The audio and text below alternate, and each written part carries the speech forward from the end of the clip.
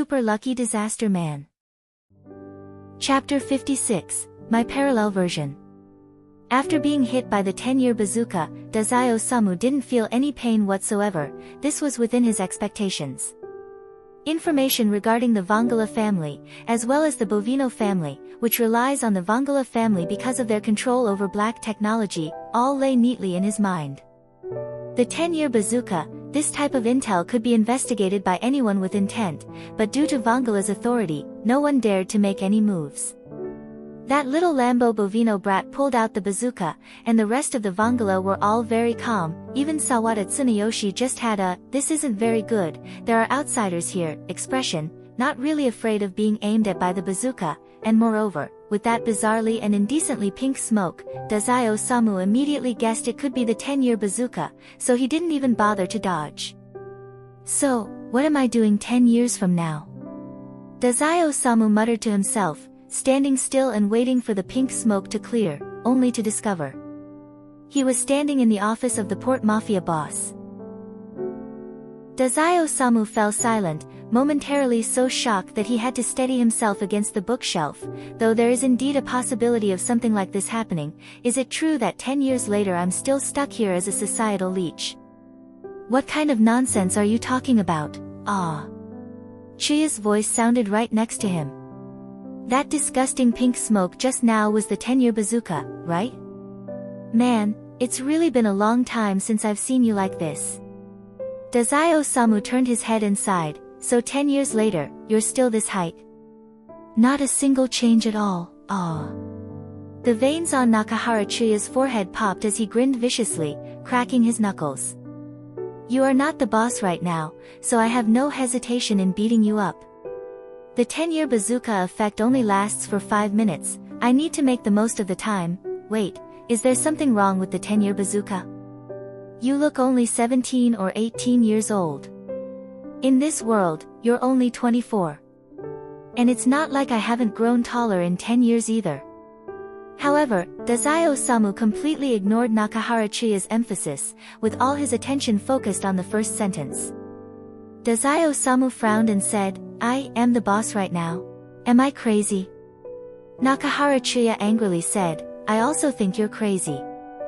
You are pretty much around this age when you took the position, yet you still haven't planned anything?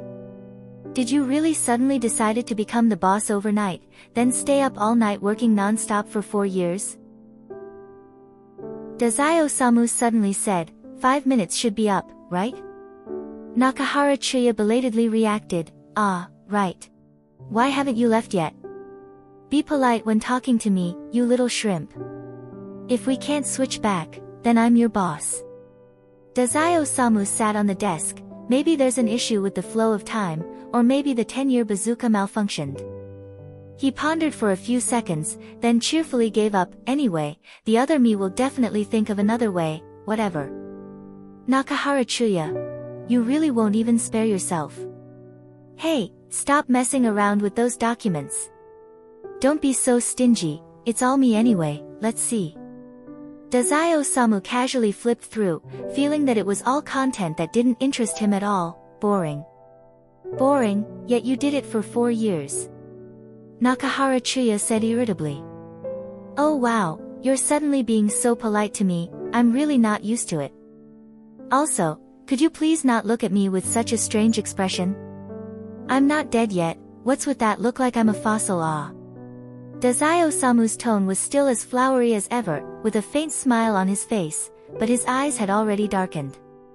Something is off, this 10 years. No, 5 years later, something is definitely off. Judging from Nakahara Chiya's reaction, his conduct 5 years later is completely different from now. He even stays up late to work, dedicating himself wholeheartedly to the Port Mafia, practically like he's become a different person. Originating from understanding oneself, for such a situation to happen means. Dazai Osamu pulled open the desk drawer. Wait, don't just rummage around. Nakahara Chiya watched as the documents on the desk were carelessly turned over, then turned into rummaging through things. Hesitating, he wasn't sure if he should intervene. He didn't quite understand the right time to interfere, and what if whatever Dazai-Osamu found today would become an opportunity to drive a change in him? This kind of closed-loop causality, he really didn't want to get involved. Dazai-Osamu relied on his own memory, found the position in front of the bookshelf he had just arrived at, and searched for a bit, finding a slightly pulled-out document folder. He opened it, and on top was information about Oda Sakanosuke. In this world, Oda Sakanosuke works at the Armed Detective Agency and has no connection with Dazai-Osamu. What the heck, this world's me. If there are no interaction with me, then why would I pay attention to Oda Saku? Dazai-Osamu immediately thought of over a dozen possibilities in his mind, with this number increasing and decreasing as he pondered and searched for more information, until he turned to another document. The content of the document is very simple. It clearly stated that Komai de Nagi-to, this person cannot be found. If a person doesn't exist, then why would I know him and even go investigate? Dazai-Osamu calculated all kinds of possibilities of his own assumptions, erasing until he come to a conclusion. What a bother. Dazai-Osamu, feeling troubled, held the thin sheet of paper, sitting cross-legged on top of the desk, chin resting on his hand, staring at Komai de Nagi-to's name on the paper for a moment before suddenly jumping off the desk. Chiya, do I have Vangala's phone number? I do. Nakahara Chiya looked at the suddenly enthusiastic Dazai-Osamu, a bit confused. What do you want to do? See if Vangala can send me back a bit earlier. Nakahara Chiya's mouth twitched. You just said you leave it to the other one. That's because I didn't know the situation here, Dazai-Osamu said irritably. Now I know, that guy basically won't be in a hurry to return, he might even be happy about this. Because, in this world, Dazai-Osamu has nothing. Just as Dazai-Osamu thought, after boss Dazai-Osamu found that 5 minutes had passed, he wasn't in the slightest bit of urgency. No, surely it can't always be like this. Sawada Tsuneyoshi said nervously, doesn't your original world have things you need to handle personally? Leave it to the youth to handle. Dazai-Osamu, with an overly familiar attitude, said to Sawada Tsuneyoshi, no problem, Vangala. Even if it's not fix, I won't blame you. Sawada Tsuneyoshi, thank you. His hyper-intuition told him that this was the truth. Although the smile was faint, this person was probably truly happy. Dame Tsuna. After the older Dazai-Osamu left to find Komai de Nagi-to, Reborn jumped onto Sawada Tsuneyoshi's shoulder. Get rid of that expression. He just doesn't have time to bother with you right now. If you keep this up, sooner or later you'll offend someone. Sawada Tsuneyoshi hurriedly straightened his face, asking in a panic, what expression did I just make? Reborn didn't answer, but instead asked, what did you figure out? Knowing what Reborn was asking, Sawada Tsuneyoshi hesitated a little before softly saying, in his world, did Komai de Senpai die? That kind of gaze, as if seeing a beautiful illusion, didn't look like one that was viewing a living person. So pitiful, no wonder he wasn't in a hurry to leave. He must have wanted to see his living friends a bit longer. He really tried hard to imagine the feeling of having a friend die. Just thinking about it was very painful, but Sawada Tsuneyoshi felt he could continue living because he still had his family and other friends with him. If everyone supported each other, they could make it through. Perhaps it's because this friend is especially important.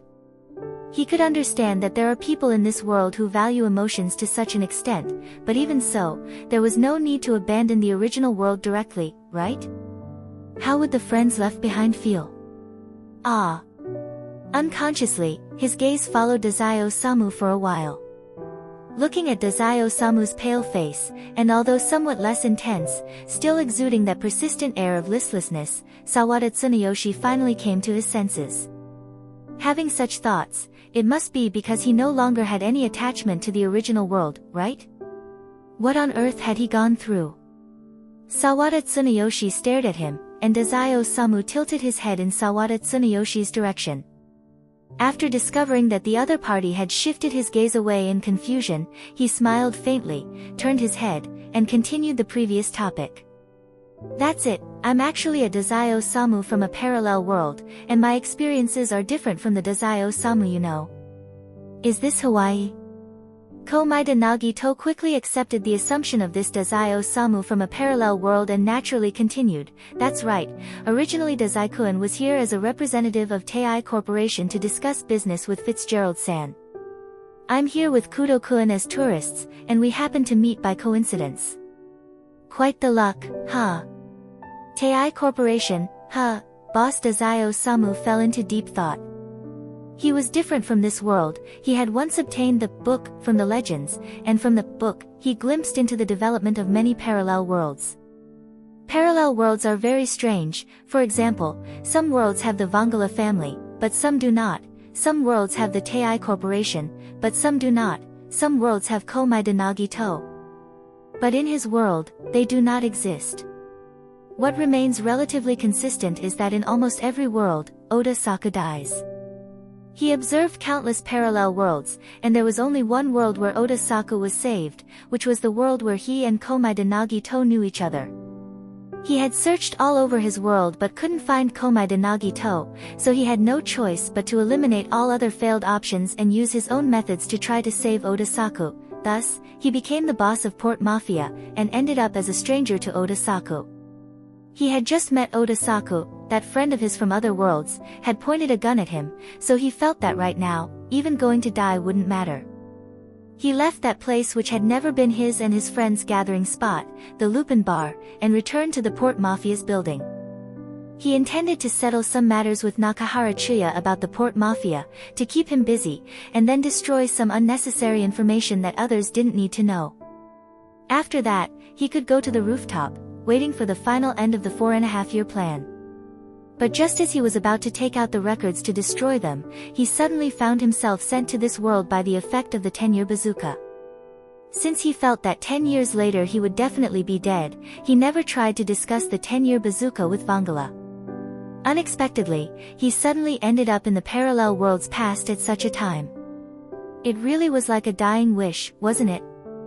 Dazai Osamu thought mockingly to himself, his eyes greedily fixed on this usual attitude of friend. In your world, did Oda-san not publish? I actually brought a copy with me, as it's really suitable for repeated reading. Wait a moment. The friend he had never met before is discussing about Oda Saka with him in such a calm demeanor. This scenario was something he dared not dream of even in his sleep. Komaeda Nagito pulled his backpack closer, rummaged through it for a bit, and took out a book to give to Dazai Osamu. Since I thought of reading it during a break, I brought it along. You haven't seen it yet, so I'm giving it to you. Ha, even someone as useless as me can be of help in times like this. Komaeda-kun is really interesting. Dazai Osamu spoke to Komaeda Nagito without any trace of conflict in his tone, even a bit sentimental. He eagerly took the book and glanced at it. Moonlight, huh? He gently touched the cover, turned to the inner page, and found a signature on it. To my friend, Oda Sakanosuke. Dazai Osamu paused for a moment. Did you really want to give this to me? Of course, I believe that if Oda-san knew, he would definitely agree with me. Komaeda Nagito smiled, waving his hand. Perhaps this book was always meant to belong to you. Oda-san gave it to me for this very moment, so that I could help you in your urgency. Wow, thinking of it like that, I feel truly honored. Dazai Osamu laughed. Although this was his first time truly meeting Komaeda Nagito, it was clear he had already understood well the way to get along with Komaeda Nagito. Well, thank you, and thank you for the trouble of bringing this from Oda Saka to me. Being able to help makes me really happy.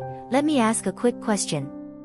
Komaeda Nagito, with his naturally sharp instincts, asked, were you trying to kill yourself again earlier? You found out? Dazai Osamu nodded, not denying it, and even lifted the corner of his mouth into a faint smile. Unlike what you know about me, this time, it's truly the last one. Komaeda Nagito immediately asked in an excited tone, did you find the answer? I did. Dazai Osamu, pale and frail as if he were a paper cutout, said gently.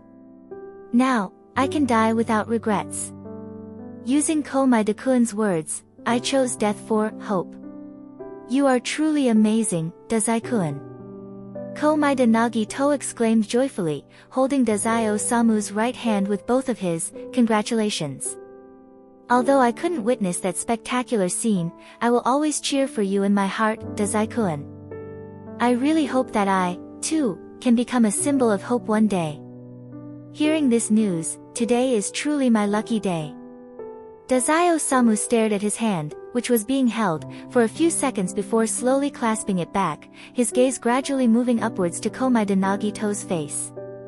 Komaeda Nagito's intense and focused gaze contrasted with the cold and unfamiliar look Oda Saku had given not long ago. Komaeda-kun. His tone carried a barely perceptible tremor, his gaze tinged with a hint of unstable nervousness. If you still think of becoming a stepping stone for hope someday, even at the cost of your own life, would you be willing to die with me in a double suicide? Wait. I've held back for a long time. Were you joking just now? Kudo Shinichi interrupted furiously, inciting someone to commit suicide is a crime, you know. Dazai-Osamu looked at Kudo Shinichi. Are you talking to me about crime? Kudo Shinichi. Right, this is a genuine mafia member. However, Kudo Shinichi was a bit troubled, but still firmly stood by his friend Komaeda Nagito's side. Komaeda-senpai is my friend, I can't just sit idly by after what was said earlier. Is that really what you should say to a friend? Saying someone should die? No, wait. Can't you just not commit suicide? Dazai-Osamu calmly said, even without me, Komaeda-kun would still go seek death for some other irrational reason of his, so it might as well be with me. I just suddenly remembered that all these years I haven't been able to find a partner to die with, and had to jump alone, which was indeed a bit regretful. If it's Komaeda-kun, maybe he'd be willing to leave me with no regrets. Kudo Shinichi, who cherishes life, growled, what kind of joke is this? I'm just joking. Dazai-Osamu suddenly changed his tone, inviting others to die with me is just my personal preference. Kudo Shinichi looked at him skeptically, feeling that if Komaeda-senpai had agreed just now, Dazai-Osamu definitely wouldn't have said it was a joke, but instead would have immediately dragged him off to try dying together. Don't look at me like that, even if I wanted to die, I would definitely do it in my own world. Komaeda-kun can't come back there with me. Dazai-Osamu said calmly, so, it really was just a joke, are you satisfied now? Can I continue talking with Komaeda-kun? Kudo Shinichi still felt something was off, but the logic flowed well enough that he couldn't find a reason to argue. Fine, as long as senpai isn't wavering, it's fine. Moreover, he also felt. If Dazai-Osamu was truly planning to return just to die, he shouldn't disturb the other party's conversation with his senpai. He could probably investigate the subtle reason behind Dazai-Osamu's attitude toward his senpai. But if it wasn't for Dazai-Osamu suddenly inviting his senpai to die together, he wouldn't have planned to speak in the first place. Although still a bit worried, seeing Dazai-Osamu's pale, weakened appearance, Kudo Shinichi decided to walk away and no longer disturb them. It felt like this person was practically no different from someone already dead. It was only upon meeting Komaeda-senpai that he seemed to reflect a glimmer of vitality. Kudo Shinichi interrupted briefly, causing Dazai-Osamu to be unable to hear Komaeda Nagito's answer, leaving him with some regret. However, having missed that atmosphere, he didn't intend to ask again. Perhaps, not getting the answer was also a kind of luck. Komaeda-kun. Dazai-Osamu interrupted Komaeda Nagito, who seemed to still be pondering the previous question. Tell me more about Oda Saku. Ah, alright. Komaeda Nagito returned to his senses. Oda-san said he's actually been considering resigning next year if his royalties stabilize, but he's really worried that the port mafia won't let him go and such. Dazai-Osamu listened quietly, his gaze fixed intently on Komaeda Nagito, his eyes soft and gentle, until Komaeda Nagito finished speaking, at which point he mumbled softly. I wonder what Oda Saku would say if he were here right now. Komaeda Nagito naturally continued, we talked about this topic before, you know. Oda-san said, although he didn't say it outright, in truth, he didn't approve of Dazai-kun committing suicide. Huh? Dazai-osamu's eyes widened. You guys would discuss this kind of topic? Komaeda Nagito sighed. Yes, because I wanted to accompany Oda-san in seeking inspiration. Moreover, Oda-san has always been quite conflicted about the ending of that book. There was just so much discussion about life. Dazai-osamu asked with interest, what kind of book? Sorry, I only have this book with me, but it roughly says, Komaeda Nagito thought for a moment, even if you can't find the answer, existence at least still has hope, and maybe something good will happen. The sound of his voice had yet to fade when a pink mist suddenly exploded before him. After a few coughs, the smoke dissipated, revealing that familiar Dazai-osamu had returned. Ah, faster than I imagined. 17-year-old Dazai-osamu waved his hand, forcing the lingering smoke to disperse, then glanced at Komaeda Nagito. I just knew. What were you all talking about earlier? Well, that Dazai-kun said he found the answer, and he was coming back to commit suicide, and then there was some more talk about Oda-san. Dazai-osamu's expression soured, as though he wanted to say something, but after thinking it over, he kept his mouth shut. Oh, and he also invited me to a double suicide, but I didn't get the chance to. Hey, you! Dazai-osamu, rarely showing his emotions, displayed an angry expression. What is it, huh? You don't have it yourself, so you steal from others.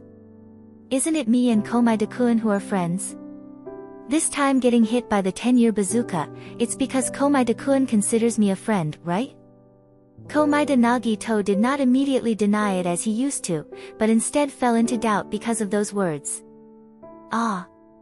Dazai-kun, to him, had already become so important that it could be the price of misfortune? How strange. He didn't have that feeling at all. It seemed as if Komaeda Nagito's thoughts could be heard, as Dazai-osamu's voice rang out just in time. Although Komaeda-kun always feels differently, it's true that people find it inherently difficult to understand themselves, isn't that so? Having attributed this incident to his own fault, upon hearing these words, Komaeda Nagito couldn't help but feel there was some truth in it. So, in fact, he had already considered Dazai-kun a friend long ago, but due to various reasons, hadn't realized it himself. However, if that's the case, Dazai-kun, is because of me that you experienced misfortune. It seems like you don't care at all, do you? Komaeda Nagito said wistfully. I've said it before. Knowing full well that Komaeda Nagito actually didn't consider him a friend, Dazai-osamu still guided Komaeda Nagito to think in this direction. I look forward to all the misfortune you'll bring. Chapter 56 End.